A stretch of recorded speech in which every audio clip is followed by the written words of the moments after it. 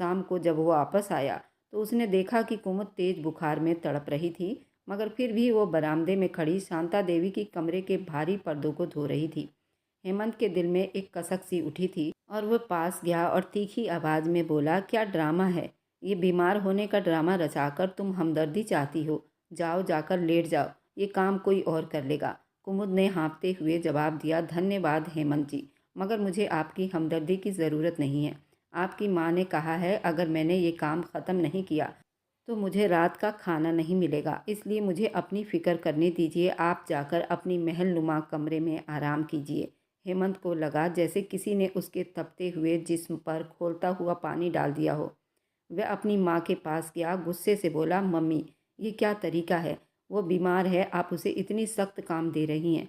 शांता देवी ने चाय का सिप लेते हुए बड़े आराम से कहा, बेटा तुम तो खामख़ा जज्बाती हो जाते हो। उसने खुद कहा है कि उसे काम करना अच्छा लगता है। वह तो बस तुम्हारे सामने ड्रामा करती रहती है ताकि तुम पिघल जाओ। हेमंत को एक बार फिर लगा कि शायद उसकी माँ ठीक कह रही है, मगर जब उसने पलटकर कुमुद को देखा जो गिरते गिरते खुद को संभाल रही थी, उसके अंदर एक अजीब सी कसक शुरू हो गई थी। वह उससे नफरत करना चाहता था, उसे हमेशा नीचा दिखाना चाहता था, मगर उसकी खामोशी एक पहाड़ चट्टान की तरह उसके घमंड से उलझ जाया करती थी। वह जितना उससे दूर भागता था, कुमुद के व्यक्तित्व की अच्छाई उसे अपनी तरफ खींचती थी, मगर उसका दिमाग उसे ये मानने नहीं देता था कि वह इस लड़की के अच्छाई में इस तरह गिर चुका है। वह रात भर अपने कमरे में टहलता रहा, सोचता रहा आखिर कुमुद क्या चाहती है, वह क्यों नहीं टूटती, वह क्यों उसके सामने झुककर माफ़ी नहीं मांग लेती। मगर उसे जवाब सिर्फ चुप्पी में मिलता था, वह चुप जो अब उसके लिए जहर बनती जा रही थी। उसे लग रहा था इस हवेली में अब कोई बड़ा तूफान आने वाला है जो सब कुछ बहा कर ले जाएगा। हवेली की भारी चुप्पी एक तूफानी समंदर साबित हो रही थी।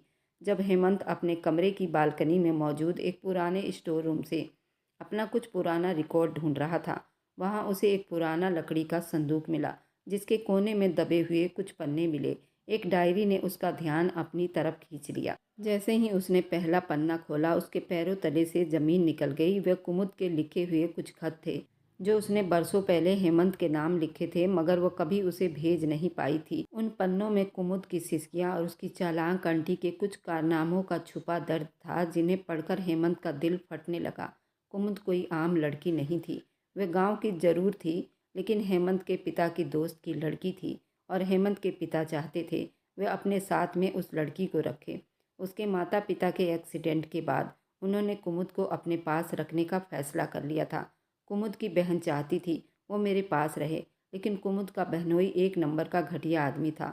उसके कई आवारा दोस्त थे, शराबी था। कई बार हेमंत के पिता दीनदयाल शर्मा उसको जेल से छुड़वा कर लाए थे और उसके बहनोई को अच्छी तरह से जानते थे और उसका बहनोई शांति देवी का रिश्तेदार भी लगता था। यही वजह थी कि शांति देवी उस लड़की से बहुत चिढ़ा करती थी और उसे अपने बेटे की बहू तो बिल्कुल भी नहीं बनाना चाहती थी।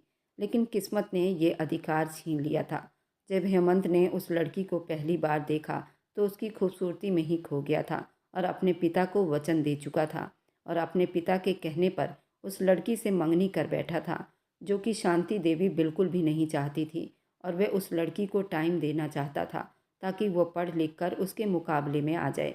वो गांव में रहती थी, पढ़ी लिखी थी, लेकिन उसे शहर के तौर तरीके नहीं आते थे। अभी वह उन पन्नों की सच्चाई के सदमे में ही था कि उसे बाहर आंगन में पुरानी नौकरानी चंदा देवी की बातों की आवाज़ सुनाई दी। वह जल्दी दरवाजे के पीछे दुबक गया। हाँ हाँ बाबा, धीमी आवाज़ में दामोदर कह रहे थे कि चंदा मैडम, मेरा तो कलेजा मुंह को आ जाता है। इस बच्ची को देखकर बेचारी कुमुद को शांता देवी ने किस तरह बालों से पकड़कर हवेली से निकाला था, मुझे आज भी वो दिन याद है, वो मंजर याद है जब शांता देवी उसके छोटे से जिस्म को घसीटती हुई नौकरानी के कमरे में फेंक आई थी और धीमे से धमकी दी थी, अगर हेमंत को एक शब्द भी बताया तो उसे जिंदा जला देंगी। चंदा ने एक ठंडी आह भरी और जवाब दिया, हाँ दामोदर भाई, वह तो उस लड़की के ऊपर भगवान की कोई छत्रछाया है जो इतनी बेइज्जती सह कर भी आज इस घर में रह रही है। तुम्हें याद है जब हेमंत साहब का फ़ोन आता था तो शांता देवी उसे कमरे में बंद कर देती थी और खुद हंसकर बातें करती थी, कहती थी कुमुद तो सो रही है या फिर बाहर सैर करने गई है। बेचारी ने तो कितनी भूखमरी काटी है इस घर में, लेकिन कभी जुबान नहीं खोली। हेमंत साहब के कानों में ये शब्द किसी पिघलते हुए शीशे की तरह उतर रहे थे। उससे और ज़्यादा रहा नहीं गया। वे एक झटके से बाहर निकला, उन दोनों के सामने आकर खड़ा हो गया। उसकी आंखें खून की तरह उबल रही थी, उसका चेहरा गुस्से से तिलमिला रहा था। उसने गरज कर पूछा, ये क्या है? ये सब सच है? क्या मेरी माँ ने सच में उसे बालों से घसीटकर बाहर निकाला था? दामोदर अंकल और चंदा आंटी उसे अचानक अपने सामने देखकर सहम गए। डर के मारे वो पीछे हटने लगे। हेमंत ने दामोदर का गिरबान पकड़ लिया और चिल्लाया, बोलो दामोदर, आज तुम्हें इस घर के नमक की कसम है, सच बोलो, वरना मैं खुद को गोली मार लूँगा। दामोदर ने रोते हुए हाथ जोड़कर कहा, छोटे साहब, हम मजबूर थे। शांति देवी ने हमें नौकरी से निकालने और इस शहर को छोड़ने की धमकी दी थी। सच तो ये है कि कुमुद मैडम ने कभी खुद से नौकरों के क्वार्टर में जाने की इच्छा नहीं की थी। उन्हें तो ज़बरदस्ती वहाँ फेंका गया था। उनका कमरा ज़बरदस्ती खाली करवाया गया। उनके कपड़े तक जला दिए गए थे। वह जो साड़ी अपने भेजी थी, वह शांता देवी ने उनके मुंह पर दे मारी थी और कहा था कि तुम इस लायक नहीं हो। ये सब सुनकर हेमंत को लगा जैसे उसका दम घुट रहा हो। वो दीवानों की तरह नीचे भागा, जहाँ शांता देवी अपने कमरे में बड़े इत्मीनान से बैठी रुद्राक्ष की माला गिन रही थी। उसने दरवाज़ा इतनी ज़ोर से खोला, वह दीवार से जाकर टकराया। मम्मी, आप इतनी बुरी कैसे बन सकती हैं? आपने मुझसे इतना बड़ा झूठ क्यों बोला? आपने एक बेगुनाह अनाथ बच्ची को नौकरों के क्वार्टर में धकेल दिया, मुझे विश्वास दिलाया वह खुद वहाँ रहना चाहती है। शांता देवी ने जल्दी अपने तेवर बदले और बड़े गुस्से में बोली, हेमंत, तुम होश में तो हो? एक मामूली लड़की के लिए अपनी माँ पर चिल्ला रहे हो? मैंने जो कुछ किया तुम्हारे भले के लिए किया था। वह तुम्हारे जोड़ की बिल्कुल भी नहीं थी। हेमंत ने सामने रखी फूलों की टोकरी दीवार पर दे मारी और दहाड़कर बोला, मेरा भला किसमें था? उसे भूखा रखने में, उसे जलील करने में, ताने देने में। आपने मेरी मंगेतर को इस घर में कैदी बना दिया और मैं अंधा बनकर आपकी बातों पर विश्वास करता चला गया। मुझे शर्म आती है कि मैं आपका बेटा हूँ। आपने मेरी मंगेतर का मजाक बनाया, मेरी मोहब्बत का खून किया, एक मासूम की ज़िंदगी बर्बाद कर दी। शांता देवी ने गुस्से से कहा, वह लड़की जादूगरनी है, उसने ज़रूर तुम पर कोई जादू किया होगा। मगर हेमंत ने उनकी बात काट दी और कहा, नहीं माँ, उसने कुछ नहीं किया। वह तो आज भी चुप है। उसने तो मुझसे एक शिकायत तक नहीं की। ये मेरे ज़मीर की आवाज़ है जो अब मुझे जीने नहीं देगी। आपने उसे गलत कहा, उसे बदतमीज कहा, उसे बेसहारा कहा, जबकि असल में हम सब उससे भी ज़्यादा गिरे हुए इंसान निकले। आपने उसे उसके अपने ही घर में अजनबी बना दिया। मैंने उसे सब कुछ कहा जो उसे कभी नहीं सुनना चाहिए था। हेमंत की आवाज़ दुख से भर गई। वह हाँफता हुआ बाहर निकला, सीधा रसोई की तरफ गया, जहाँ कुमुद फर्श पर बैठी आटा गूंद रही थी। उसके हाथ आटे से भरे हुए थे, माथे पर पसीने की बूंदें आ रही थी। हेमंत उसे देखकर वहीं रसोई की चौखट पर बैठ गया और फूट फूट कर रोने लगा। कुमुद ने हैरानी से उसे देखा और पूछा, क्या हुआ हेमंत साहब, आप क्यों रो रहे हैं? क्या मुझसे फिर से कोई गलती हो गई? क्या नाश्ता देर से पहुंचा? हेमंत ने तड़पकर उसका हाथ पकड़ लिया और कहा, नहीं, गलती तुमसे नहीं, गलती मुझसे हुई है, इस दुनिया के सबसे बड़े मुजरिम से हुई है। मुझे माफ़ कर दो कुमुद, मैं तुम्हें पहचानने में बहुत देर कर दिया। मैंने तुम्हारी चुप्पी को तुम्हारा जुर्म समझा, जबकि वो तुम्हारा सब्र था। मुझे सब पता चल गया, मेरी माँ ने तुम्हारे साथ क्या किया है। कुमुद ने धीरे से अपना हाथ छुड़वाया, चुपचाप अपनी नज़रें झुका ली। उसके चेहरे पर कोई हैरानी नहीं थी, बस एक गहरा दुख था। वो बोली, अब सब जानकर क्या होगा हेमंत साहब? जो जख्म आपने और आपकी माँ ने मेरी आत्मा को दिए हैं, क्या वे भर जाएंगे? क्या वे रातें वापस आ जाएंगी जो मैंने भूख और डर में बिताई है? आपने तो मेरी इज्जत को नीलाम कर दिया था। अब इस पछतावे का मैं क्या करूं? हेमंत के पास कोई जवाब नहीं था। वह सिर्फ अपने किए गए गलत व्यवहार के दुखों में डूब रहा था। उसे लग रहा था कि वह हवेली का अकेला चिराग नहीं, बल्कि एक ऐसा गरीब इंसान है जो आज अपने ही मंगेतर के सामने इतना छोटा होकर भीख मांग रहा था। हवेली की हवाओं में आज सब कुछ बदल चुका था। हेमंत, जो कभी घमंड और अपने तीखे शब्दों में घिरा रहता था, अब एक हारे हुए मुजरिम की तरह हवेली के आंगन में मारा मारा फिरता था। पछतावे की आग ने उसके अंदर के उस जालिम इंसान को जलाकर राख कर दिया था, जो कुमुद को एक नौकरानी समझता था। एक शाम जब कुमुद किचन में रात के खाने की तैयारी कर रही थी, तो हेमंत दबे कदमों से वहां आया। दूर खड़ा उसे चाहत भरी नज़रों से देखने लगा। उसने हिम्मत जुटाकर कदम आगे बढ़ाया, धीमे शब्दों में बुलाया, कुमुद, क्या मैं तुम्हारी कुछ मदद कर सकता हूँ? कुमुद जो सब्जी काट रही थी उसकी आवाज़ सुनकर चौंक गई।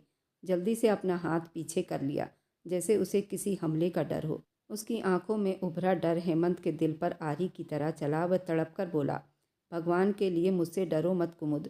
मैं पुराना हेमंत नहीं जो तुम्हें तकलीफ़ देता था। मुझे अपनी औकात का पता चल गया है। तुम ये सब काम छोड़ दो। मैंने चंदा देवी और आंटी को कह दिया है कि आज से तुम इस किचन में कदम नहीं रखोगी। चलो मेरे साथ ऊपर अपने कमरे में चलो। मैंने उसे तुम्हारी पसंद की चीज़ों से सजा दिया है। कुमुद ने चाकू चूल्हे पर रख दिया और खाली नज़रों से उसे देखते हुए कहा, कौन सा कमरा हेमंत साहब? वो कमरा जिसकी चौखट पर खड़े होने की मुझे परमिशन नहीं थी? वो कमरा जिसमें मेरी मौजूदगी आपको शर्मिंदा करती थी? अब अचानक ऐसा क्या बदल गया कि आपको मेरी मेहनत, मेरी ईमानदारी में अपनी तौहीन नज़र आने लगी है? हेमंत ने आगे बढ़कर उसके पास आने की कोशिश की तो वह तेजी से पीछे हट गई और दीवार से जा लगी। उसके चेहरे का पीलापन और कांपता शरीर देखकर हेमंत की आंखों में आंसू आ गए। वह हाथ जोड़कर बोला, मैं जानता हूँ मैंने तुम्हारे साथ जानवरों से भी बदतर सुलूक किया है। मैंने तुम्हारी हमेशा बेइज्जती की है, तुम्हारी आत्मा को ठेस पहुँचाई है। मगर कुमुद, मुझे एक मौका दो। मैं तुम्हारे पाँव धोकर पीना चाहता हूँ। मैं तुम्हें वो हर खुशी दूंगा जिससे मेरी माँ ने तुम्हें दूर रखा। कुमुद ने गुस्से से हंसते हुए जवाब दिया, आपको लगता है कि आपकी एक माफ़ी मेरे उन 2 सालों का हिसाब दे देगी जो मैंने उन नौकरों के क्वार्टर की तन्हाई में रो रो कर बिताए हैं? आपको तो तब भी मुझ पर तरस नहीं आया था जब मैं तेज़ बुखार में आपके पर्दे धो रही थी। तब तो आप कह रहे थे कि ये मेरा कोई ड्रामा है। अब जब आपको हकीकत पता चल गई है तो आपको मुझ पर प्यार आ रहा है। ये मोहब्बत नहीं है हेमंत, ये सिर्फ आपके ज़मीर का बोझ है जिसे आप हल्का करना चाहते हैं, और मैं आपको ये मौका नहीं दूंगी। हेमंत ने गिड़गिड़ाकर कहा, कुमुद, तुम जो कहोगी मैं करूँगा। तुम कहो तो मैं और तुम इस हवेली से अलग हो जाते हैं, माँ को अकेला छोड़ देते हैं। तुम कहो तो सबके सामने तुमसे माफ़ी मांगूँ। बस ये बेरुखी अपनी आंखों से निकाल दो। तुम्हारी ये नज़रें मुझे मार रही है। कुमुद ने उसकी आंखों में झांककर बड़ी बिनती भरी आवाज़ में कहा, आपकी माँ ने मुझे भूखा रखा, मगर आपने तो मेरी पहचान ही छीन ली थी। मुझे इस बात का गम नहीं है। मैंने नौकरों के बीच समय बिताया।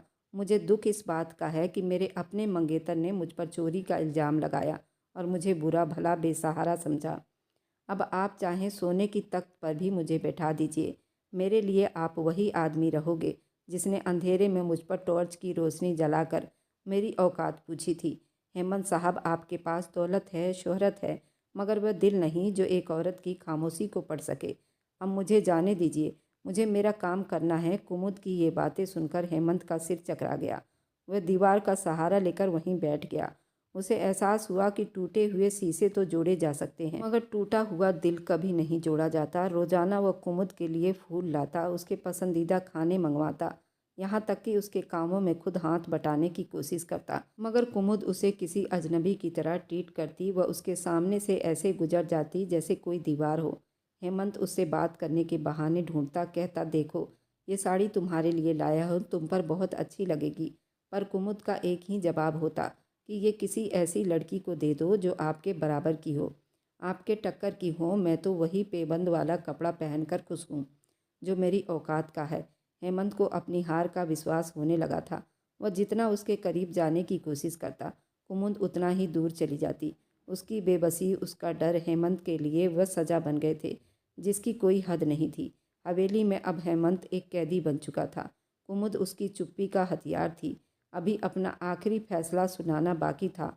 हेमंत को समझ आ गया था कि मोहब्बत ज़बरदस्ती नहीं जीती जाती और ना ही पछतावा किसी के आत्मा के जख्मों का मरहम बन सकता है। हर रात बालकनी में खड़ा तारे गिनता और ये सोचता, काश उसने उस रात कुमुद को चोर ना समझा होता तो आज उसकी ज़िंदगी इतनी वीरान ना होती। हवेली के दर दीवार आज उस वक्त के कांपते पन्नों की तरह लग रही थी जब हेमंत ने पूरे परिवार नौकरों के सामने हाथ जोड़कर कुमुद से माफ़ी मांगने का फैसला किया। वह कीमती जेवरात और रेशमी कपड़ों के जोड़े लेकर कुमुद के उस छोटे से कमरे में दाखिल हुआ जहां अब भी गरीबी और लाचारी का एहसास बसा हुआ था। कुमुद, देखो मैं तुम्हारे लिए क्या लेकर आया हूँ। ये सब तुम्हारे लिए है। हवेली, जायदाद, मेरा नाम। आज से तुम इस घर की बस एक अकेली मालकिन रहोगी। मैंने माँ से कह दिया है कि वह अब तुम्हारे मामले में दखल अंदाजी नहीं करेंगी। चलो ये कपड़े पहनो और बाहर आ जाओ, सब तुम्हारा इंतज़ार कर रहे हैं। हेमंत के शब्दों में एक अजीब सी मोहब्बत और मजबूरी थी जैसे वह इन चीज़ों के बदले अपना सुकून खरीद लेना चाहता हो। कुमुद, जो एक कोने में खड़ी पुरानी साड़ी को समेट रही थी, धीरे से मुड़ी और उसकी नज़रों में वह चमक थी जो सिर्फ टूटे हुए मगर खुददार इंसानों के पास हुआ करती हैं। उसने वह रेशमी जोड़े और जेवरों के डब्बे उठाए और एक एक करके फर्श पर ढेर कर दिए। हेमंत, आपको क्या लगता है आप इन सोने के टुकड़ों से मेरी उस इज्जत और बेइज्जती की कीमत लगा दोगे जिसे आपने खुद अपने हाथों से मिट्टी में मिला दिया था? हेमंत ने तड़प कर कहा, कुमुद, ऐसा मत कहो। मैं सिर्फ अपनी गलतियों का पछतावा करना चाहता हूँ। मैं तुम्हें वो मकाम देना चाहता हूँ जिसकी तुम हकदार हो। कुमुद ने अलमारी से वही पुरानी साड़ी निकाली जो उस पूरे साल के घुटन की कहानी थी और उसे बहुत सावधानी से तय करके हेमंत के हाथों में रख दिया और कहने लगी, ये लीजिए अपनी ये साड़ी जिसके लिए आपने मुझे नौकरों के अंधेरे कमरे में चोर कहा था। शायद ये आपको वो रात जब अपने टॉर्च की रोशनी मेरे चेहरे पर डालकर मुझे मेरी औकात पूछी थी, उस रात आपने सिर्फ एक साड़ी नहीं पकड़ी थी बल्कि अपने उस चोर को पकड़ा था जिसकी गलती सिर्फ ये थी कि उसने आप जैसे बुज़दिल इंसान से मोहब्बत करने की हिम्मत की थी। उस चोर का दिल तो आप उसी रात लूट चुके थे। अब आप इस खाली जिस्म को इज्जत दे या तख्त पर बिठा दे, मुझे कोई फ़र्क नहीं पड़ता। हेमंत की आंखों से आंसू बह रहे थे। वो बोला, कुमुद, मैं शर्मिंदा हूँ, मुझे पता है मुझसे बहुत बड़ी गलती हो गई, मुझे पहचानने में धोखा हुआ। कुमुद ने कठोर शब्दों में जवाब दिया, धोखा आपको नहीं हुआ था हेमंत, धोखा तो मुझे हुआ था जो मैं ये समझती रही कि मेरा मंगेतर मेरा सब कुछ है। आपने तो मेरी माँ जैसी आंटी के झूठे शब्दों को सच मान लिया क्योंकि आपके दिल में मेरे लिए कोई जगह थी ही नहीं। आपने मुझसे मेरी पहचान छीनी, मुझे एक बंदी बनाकर रखा और जब आपको हकीकत का पता चला तो आप मुझे पत्नी का दर्जा दे रहे हैं। ये दर्जा आप मुझे नहीं दे रहे बल्कि अपने ज़मीर का बोझ हल्का कर रहे हैं। मुझे ऐसी भीख बिल्कुल नहीं चाहिए। अब इस इज्जत का मैं क्या करूं? जब मेरा मन ही टूट चुका है, क्या उन रेशमी कपड़ों से ये निशान मिट जाएंगे जो आपके जुल्मों ने मेरी आत्मा पर लगाए हैं? हेमंत ने कांपती आवाज़ में कहा, क्या तुम मुझे कभी माफ़ नहीं करोगी? क्या हम एक नई शुरुआत नहीं कर सकते? कुमुद ने दरवाजे की तरफ इशारा किया और बड़ी हिम्मत से बोली कि नई शुरुआत उनके साथ होती है जिन पर भरोसा हो। वे आदमी जिसने मेरी सच्चाई को मेरा जुर्म कहा था। अब जाइए यहाँ से और मुझे मेरे हाल पर छोड़ दीजिए। मैं इस हवेली में रहूँगी ज़रूर क्योंकि मेरे पास जाने की कोई जगह नहीं है, लेकिन मैं आपकी पत्नी बनकर नहीं बल्कि ऐसी कुमुद बनकर रहूँगी जिसे आपने खुद इस दलदल में धकेला था। हेमंत को ऐसा लगा जैसे किसी ने उसके सीने में खंजर उतार दिया हो। वह खाली हाथों और बोझिल कदमों के साथ उस कमरे से बाहर निकल गया। उसे समझ नहीं आया कि उसने उस रात सिर्फ एक साड़ी का सवाल नहीं किया था बल्कि अपनी ज़िंदगी की सबसे बड़ी खुशी को हमेशा के लिए खो दिया था।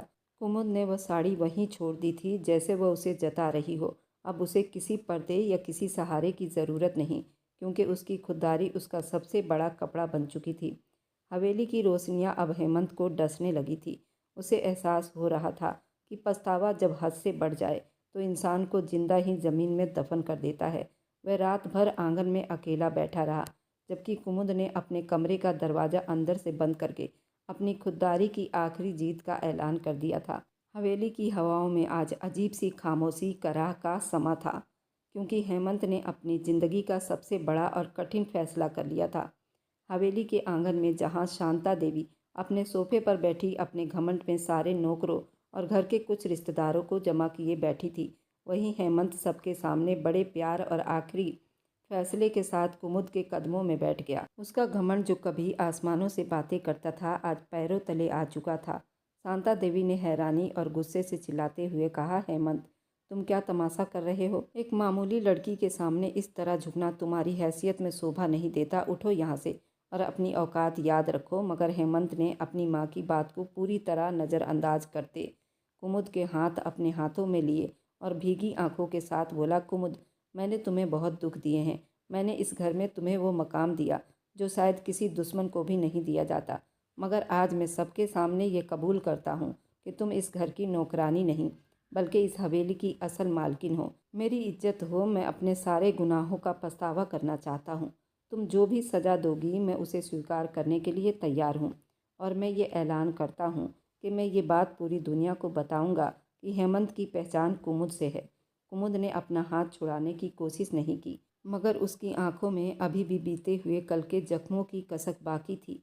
वह धीमे शब्दों में बोली, हेमंत, इन शादी के कुछ बंधन से, फंक्शन और हंगामों से क्या होगा? क्या आप मेरे दिल में लगी हुई आग बुझा सकेंगे जो बरसों की जिल्लत ने भड़काई है?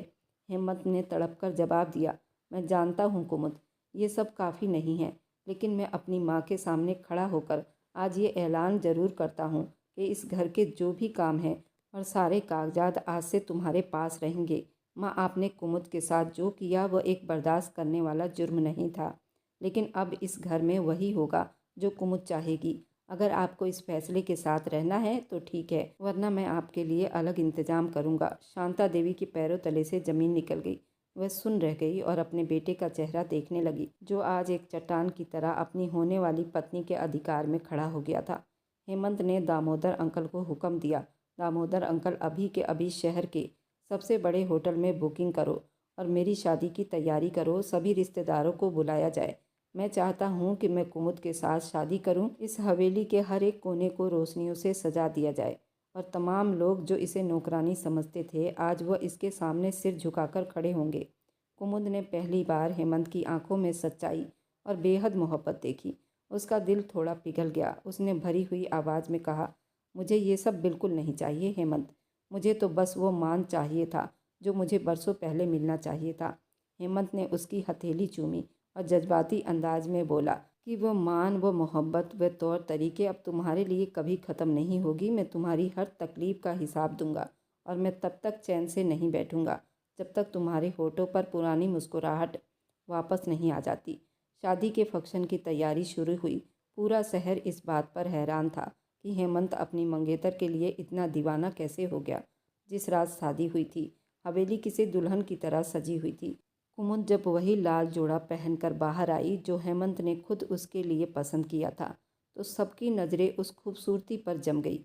हेमंत ने स्टेज पर अपनी पत्नी को अपने पास खड़ा किया और सबके सामने तेज आवाज़ में कहा कि आज मैं अपनी ज़िंदगी की सबसे कीमती दौलत की तारीफ़ करना चाहता हूँ। ये मेरी पत्नी है। अगर किसी ने इसकी तरफ मैली आंख से भी देखा तो वो मेरा दुश्मन होगा। उसने कुमुद की तरफ देखकर मुस्कुराते हुए कहा, क्या अब तुम मुझे माफ़ कर दोगी? कुमुद ने शर्माते हुए आंसुओं को पोंछते हुए सिर्फ इतना कहा कि आपका बदलाव ही मेरे लिए सबसे कीमती तोहफा है हेमंत। मैंने आपको माफ़ किया क्योंकि मोहब्बत पछतावे से बड़ी होती है। उस रात हवेली में बरसों बाद खुशियों का चिराग जला था और वह साड़ी जो कभी चोरी का इल्ज़ाम बनी थी, अब एक मजबूत रिश्ते की ढाल बन चुकी थी। हेमंत ने साबित कर दिया, अगर इंसान अपने घमंड को मार दे तो उजड़ा हुआ गुलशन दोबारा महक सकता है। और कुमुद की खुददारी ने उसे वो मुकाम दिया जिसका सपना उसने नौकरों के अंधेरे क्वार्टर में रातों को देखा था। ये एक नई शुरुआत थी, एक ऐसी कहानी जहां नफरत हार गई थी। सच्ची मोहब्बत ने एक नया रास्ता दिखाया था। हवेली की हवाओं में अब चुभन और घुटन नहीं थी, बल्कि उसमें कुमुद की मोहब्बत की एक अजीब सी महक रच गई थी। उस रात, सुहाग रात में, उसके पास बैठकर वो बुरी तरह से रोया था। कुमुद ने अपनी उसी पुरानी साड़ी के पल्लू से उसके बहते आंसू साफ किए थे। हेमंत ने धीरे से उसका हाथ थामा और उसके पैरों में बैठकर उसे घंटों सहलाया। कुमुद उसका इस तरह मोहब्बत देखकर पिघल गई थी और उसे अपने बाजुओं में जकड़ लिया था। हेमंत ने धीरे से उसके साड़ी के पल्लू को हटा दिया। उसके सीने में अपना मुंह छुपा गया। वहाँ सिसकने लगा था। कुमुद ने भी उसे रोने दिया और खुद भी रो पड़ी थी। कुमुद ने धीरे से उसके माथे पर किस करते हुए उसको माफ़ कर दिया था। हेमंत ने जल्दी से उसके होठों को अपने होठों में लेकर प्यार की पहली मोहब्बत दी थी। दोनों एक दूसरे को काफ़ी देर तक चूमते रहे। उसके बाद हेमंत ने उसे तकिए पर लिटाकर उसके हर अंग को चूमा था, जहाँ जहाँ कभी उसने तकलीफ पहुँचाई थी। कुमुद ने उसे वह सब करने दिया। वह भी उसकी मोहब्बत में बहती चली गई। उस कमरे में आहें और सिसकियाँ गूंजने लगी थी। सारी रात वह इश्क के समंदर में गोते पर गोते लगाते रहे। सुबह बाथरूम से नहाकर आई। उसके गुलाबी होंठ बिल्कुल सुर्ख लाल हो रहे थे। उसके गालों पर कई जगह हेमंत ने अपने प्यार की मोहर छोड़ी थी, जिसमें उसे थोड़ी थोड़ी जलन हो रही थी। हेमंत ने उसे पीछे से आकर फिर से गोद में उठाकर बिस्तर पर ढेर कर दिया। कुमुद, तुम कहाँ जा रही हो? अभी मेरी प्यास नहीं बुझी और शायद ये कभी बुझेगी भी नहीं। तुम्हें बाहर जाने की ज़रूरत नहीं, मेरी नज़रों के सामने रहो। हेमंत ने फिर से अपनी मोहब्बत के जुनून में उसे भिगोता चला गया। अभी तो थोड़ी सी मिनमिनाई थी। हेमंत, आज तीसरा दिन हो गया है, लेकिन आप इस कमरे से बाहर नहीं गए हो। मुझे मार ही डालोगे क्या? अब मेरे ब्यूटी बॉल में भी काफ़ी जलन हो रही है।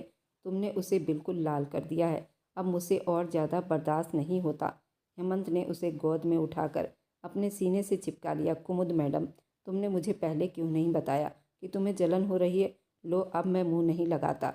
खुद ही इतनी आहें और सिसकियाँ भरने लग जाती हो। मैं अपना कंट्रोल खो बैठता हूँ। अब सिर्फ मैं तुम्हें निहारता रहूँगा। हर रोज़ इसी तरह मेरी मोहब्बत को तुम्हें सहना पड़ेगा। मैं तुम्हारी मोहब्बत के लिए बहुत तरसा हूँ। मुझे अपने से दूर मत करो, नहीं तो मैं मर जाऊँगा। कुमुद ने उसके होठों पर हाथ रखा, उसके सीने में मुंह छुपा लिया।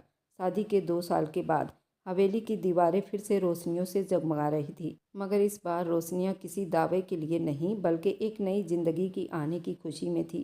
कुमुद अब हवेली की रसोई में बर्तन साफ नहीं करती थी, बल्कि हवेली के हॉल में एक मालकिन की तरह सोफे पर बैठी थी।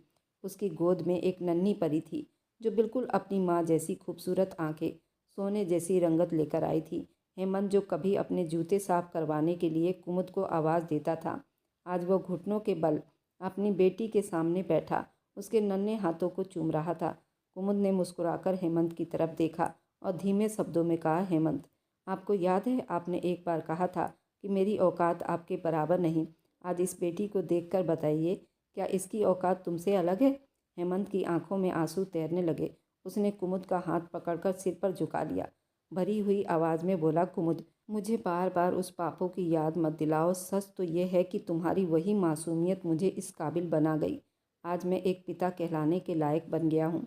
एक बेटी सिर्फ तुम्हारी निशानी नहीं, बल्कि ये मेरे उस पछतावे की कीमत है जो तुम्हारे कदमों में झुककर शुरू हुआ था।